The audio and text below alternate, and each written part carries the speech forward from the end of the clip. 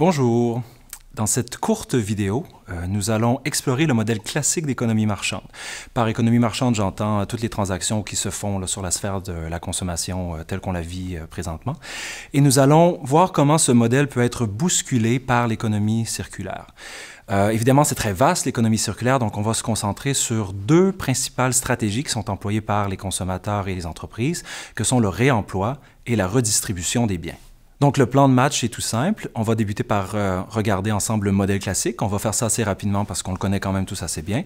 Et ensuite, on va regarder un peu plus en détail le modèle du réemploi et de la redistribution. Donc, dans ce modèle classique, il y a tout d'abord d'un côté un producteur qui va produire, qui va fabriquer un bien et qui va vouloir le vendre à un client ou à un consommateur final. Il peut le faire de différentes façons. Tout d'abord, il peut le vendre directement à ce client ou à ce consommateur. C'est ce qu'on va appeler un modèle court ou un modèle direct. Ou il peut le faire par l'entremise d'intermédiaires, donc le vendre à une entreprise qui le revendra à une autre entreprise, ainsi de suite, pour se rendre au consommateur final. C'est ce qu'on va appeler le circuit long. Ce modèle classique est caractérisé par un ensemble d'éléments. Nous, on va se concentrer sur certains de ces éléments qui sont plus importants. On va en identifier 5. La première caractéristique, qui est probablement la plus importante, c'est que ce modèle est dominé par la logique du B2. Par B2, on entend l'entreprise qui transige avec, donc par l'entremise de consommateurs, donc le B2C, Business to Consumer, ou encore le B2B, Business to Business. Ceci amène comme seconde caractéristique importante que ce producteur, il produit des produits qui sont neufs, donc ils sortent directement de l'usine.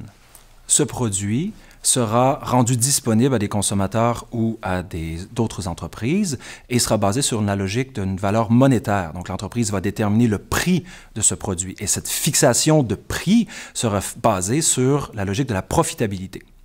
La question de la profitabilité est complexe, donc on ne va pas passer ici beaucoup de temps pour expliquer comment les entreprises développent leur stratégie de fixation de prix basée sur le profit, mais c'est un élément qui est essentiel pour la détermination de la valeur de ce bien. Et la dernière caractéristique est basée sur l'idée que le produit, lorsqu'il est offert au consommateur ou au client final, basé sur un échange monétaire, sa propriété est transférée à ce consommateur final, donc il en devient le propriétaire légal. Voyons maintenant le modèle alternatif que propose le réemploi et la redistribution. Le consommateur qui souhaite ne plus utiliser le produit a plusieurs options qui se présentent à lui. Il peut tout d'abord littéralement jeter le produit, ou encore il peut le recycler. Dans ces deux cas de figure, ce sera la fin de la vie du produit comme on le connaît. Si le consommateur souhaite ne pas détruire le produit, à travers le rebut ou encore le recyclage, il peut le réemployer. Pour le réemployer, il y a différentes possibilités. La première, c'est de le recontextualiser. Donc, il pourrait prendre son produit et lui donner un nouveau sens. Par exemple, il pourrait prendre une vieille échelle qui ne sert plus et la transformer en bibliothèque dans sa maison. Il pourrait aussi faire ce qu'on appelle du upcycling. Donc, prendre le produit, le transformer, y ajouter ou y enlever des caractéristiques pour en faire quelque chose d'autre, quelque chose de créatif, quelque chose de valeur ajoutée. Comme par exemple, on pourrait prendre un vieux gant ou plusieurs vieux gants, les mettre ensemble, puis faire un petit toutou. Si le consommateur ne souhaite pas le réemployer, il peut décider de le rendre disponible sur la sphère des échanges, donc le rendre à nouveau disponible à d'autres personnes. Il peut le faire de différentes façons. Il pourrait tout d'abord décider de l'abandonner littéralement. Donc, on peut le mettre sur le bord de la route et les gens peuvent passer et le récupérer s'ils le souhaitent. Il pourrait décider de le transférer à quelqu'un, un peu comme on ferait avec un héritage, un produit précieux qu'un parent voudrait transférer à son enfant. Il pourrait aussi décider de le donner à un voisin ou le donner dans sa communauté, ou il pourrait ultimement choisir de le revendre. Le consommateur pourrait choisir de ne pas se départir du bien. Il pourrait décider de simplement le prêter. Donc, la notion de partage vient s'intégrer à ce modèle. Aussi, le consommateur pourrait choisir d'offrir le bien directement à d'autres consommateurs ou encore le rendre disponible à des médiateurs, donc des entreprises ou différentes plateformes web qui, elles, pourraient se charger de donner ou de revendre le produit à d'autres utilisateurs futurs. L'utilisateur futur du produit peut l'utiliser selon sa fonction originelle, donc comme il avait été prévu, ou encore il peut le réemployer, le recontextualiser ou l'upcycler. Une fois que cet utilisateur futur aura terminé l'utilisation du bien, il pourra faire comme l'utilisateur original, il pourra, c'est-à-dire s'en débarrasser, le jeter, le recycler, ou encore le rendre disponible à nouveau dans le réseau de circulation des biens. Donc, on pourrait penser que ce modèle se reproduirait de manière illimitée, ou du moins jusqu'à la fin de vie utile du produit, lorsque le produit ne sera plus capable d'être sur le marché des échanges, puis ne sera plus capable de répondre à sa fonction.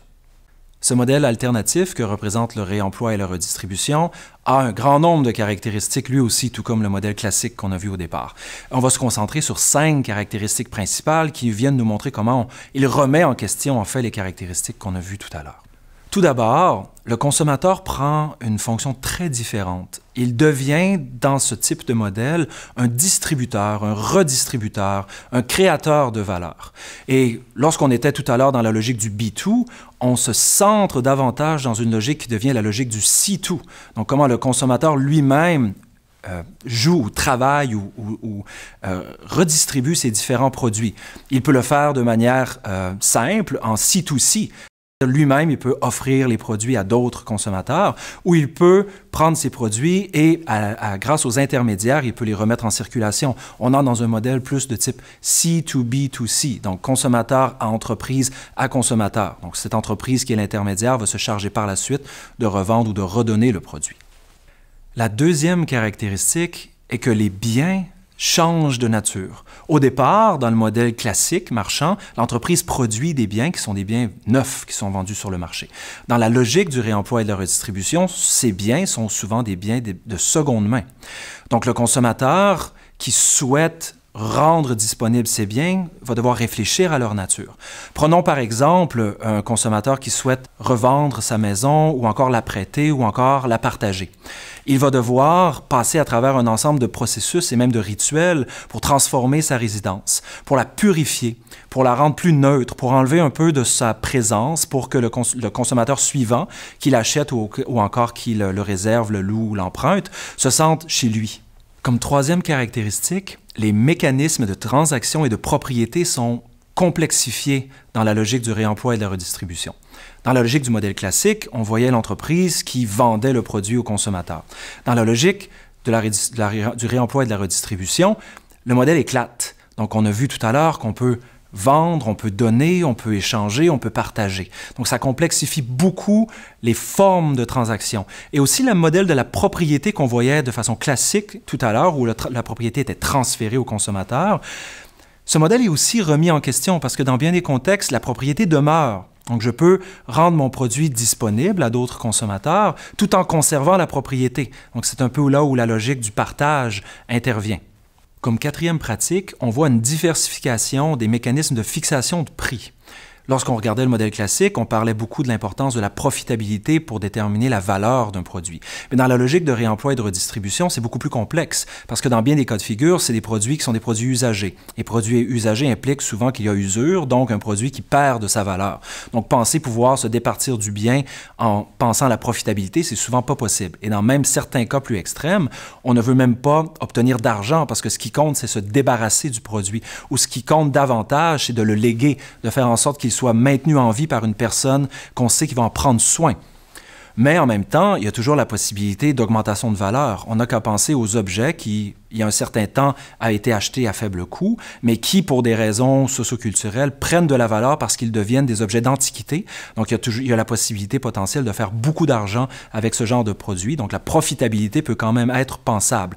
Mais on voit que c'est un modèle qui, globalement, complexifie la notion de la tarification des biens. La dernière caractéristique, finalement, est que dans les faits, ce n'est pas quelque chose de nouveau, parce que depuis toujours, les gens procèdent à des échanges, font du partage, se donnent des choses. Donc, ce n'est pas quelque chose de nouveau. Mais ce qui est très particulier avec notre époque, c'est que ce phénomène de réemploi et de redistribution est grandement amplifié par les technologies de l'information. On voit de plus en plus de plateformes qui émergent, qui sont parfois des plateformes développées par des consommateurs, mais dans bien des cas de figure, des plateformes qui sont des plateformes à but lucratif par des entreprises qui permettent de faciliter ces échanges, qui permettent de faciliter la collaboration entre les différents consommateurs ou même la collaboration entre les consommateurs, les entreprises et par la suite d'autres consommateurs. Au final, ce nouveau modèle qui a toujours existé, mais qui est grandement amplifié par les technologies de l'information, remet en question ou bouscule les façons de faire pour les entreprises. Donc, il n'est pas en opposition avec l'entreprise, mais il vient s'insérer comme modèle alternatif ou encore comme outil qui peut être intégré au modèle d'affaires des organisations. L'entreprise de demain est l'entreprise qui va bien comprendre les mécanismes du C2, dont on a parlé tout à l'heure, la place qu'occupe le consommateur dans les modèles d'échange, qui va le considérer comme étant un acteur, un créateur de valeur duquel il va pouvoir s'inspirer. Et on voit toute la complexité que ça peut créer de penser de cette manière. D'une part, la question de la tarification, d'une part, la question de la fixation des prix, de la profitabilité. La vision de l'entreprise va devoir aller plus loin que le simple profit à court terme et devoir penser de manière beaucoup plus systémique, intégrer les différentes parties prenantes pour faire en sorte d'être en mesure de conserver un avantage concurrentiel et d'être pertinent d'un point de vue de l'environnement et de la société.